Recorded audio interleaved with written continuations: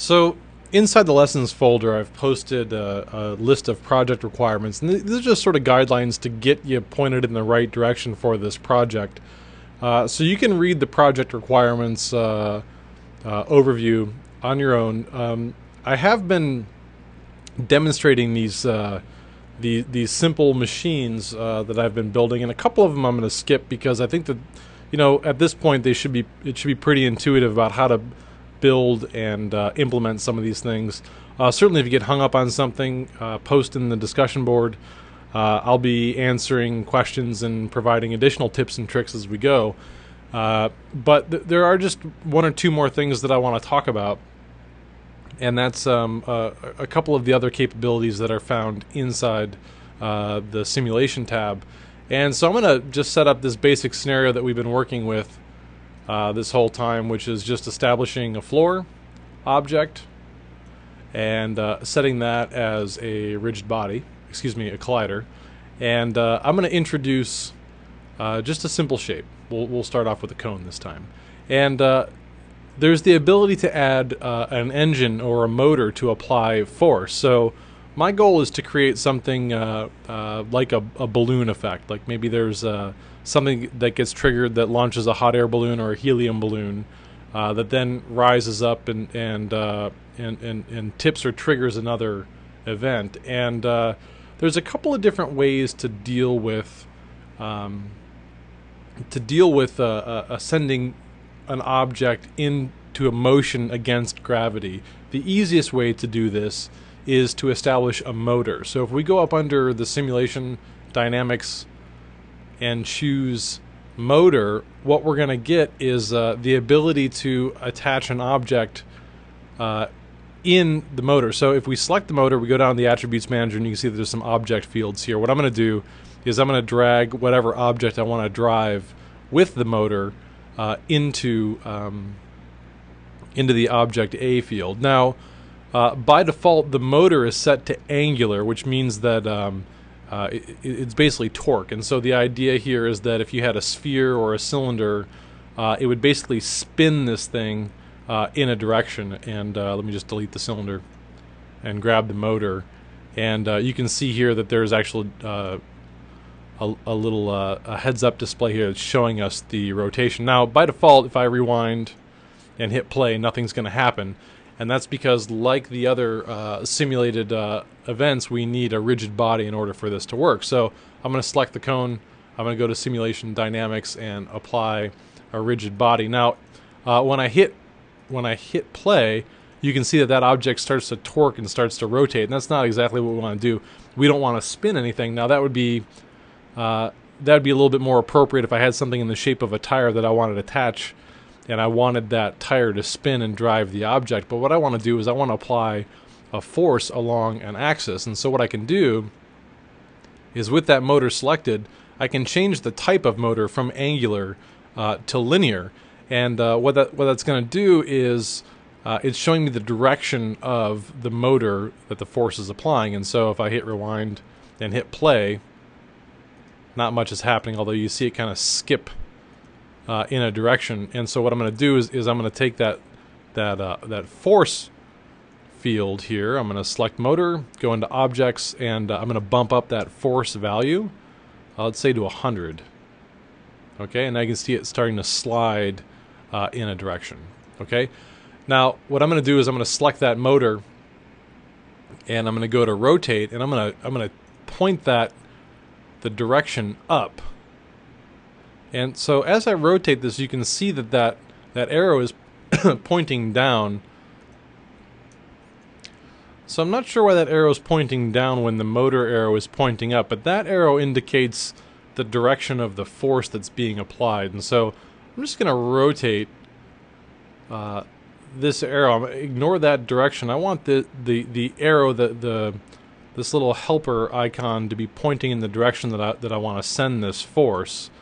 And I'm going to hit play, and when I see that my cone is still dropping. So I'm going to bump up the force to something a little bit more dramatic, like 1,000.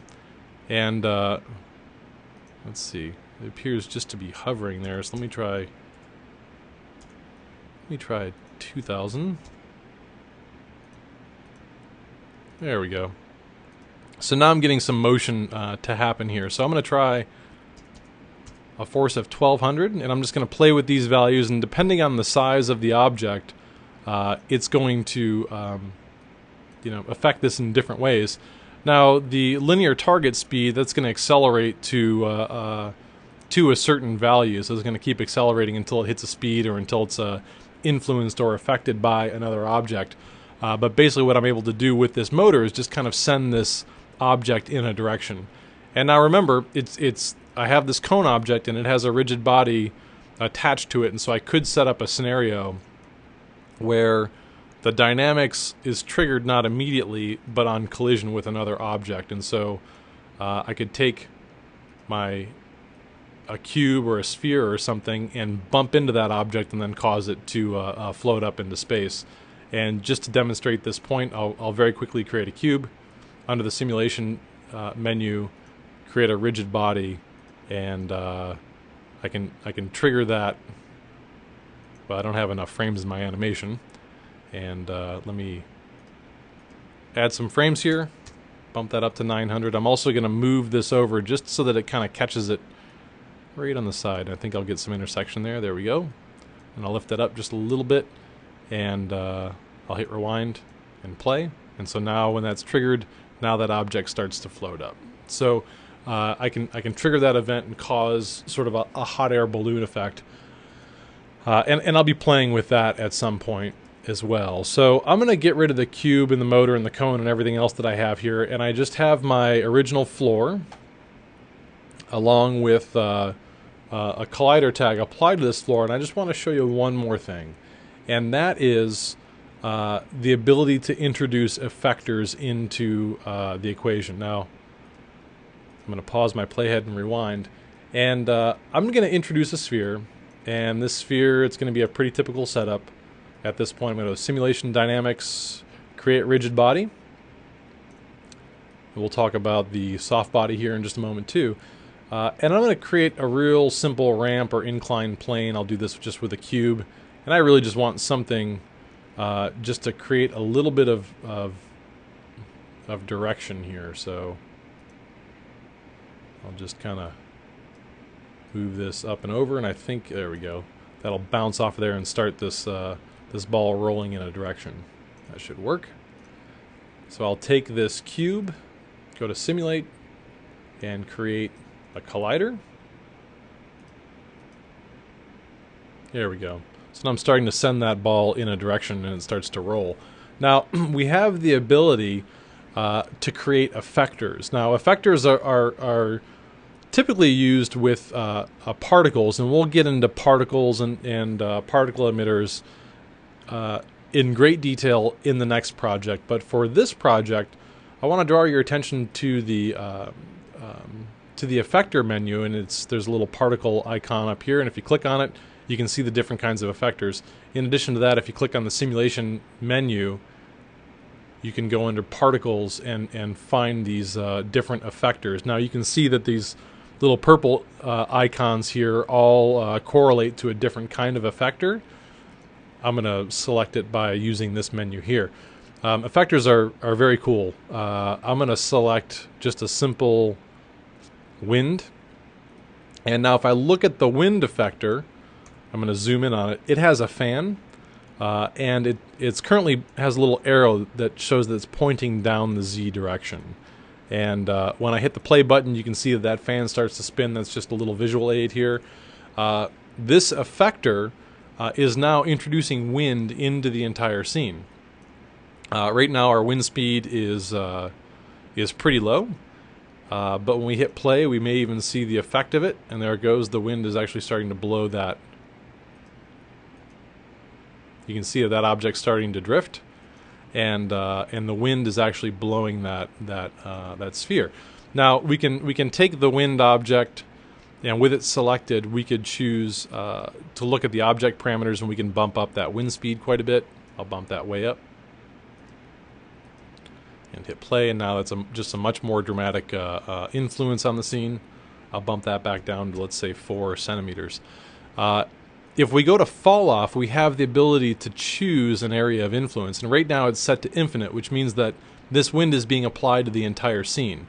If we change it from infinite, we can choose a shape type. And if I choose box, now I have a box where there's a sort of an area of effect of wind, and the object will be unaffected by that until it comes into contact with this box. And so you can resize it. And there is fall off here, and just like in lighting, fall off basically is once we're in the zone of intensity here, inside the box, this is where the wind is 100%, and it falls off it falls off as it gets further away from that box. And so we can resize the fall off as well, and you can just kind of play with those values. But in simple terms, right now that wind is only affecting whatever's inside the box there. So we can rewind and play and see how that's influenced when that sphere comes in contact with the box. I'm going to go back to wind, go back to object, and I'll bump this way up, say to 20 centimeters, hit rewind and play. And so now you can see that ball becomes unaffected until it crosses through that box. There are a lot of really fun effectors that you can choose to influence the motion and the dynamic of your simulation. We will take a deeper dive into some of these things when we took a look at emitters, particles, pyroclusters, and that sort of thing. So just a little bit, just something else for you to think about as we're playing around with this. So continue to have fun with this project. I'll continue to post some demonstrations and some concepts, and we'll see you in the discussion board.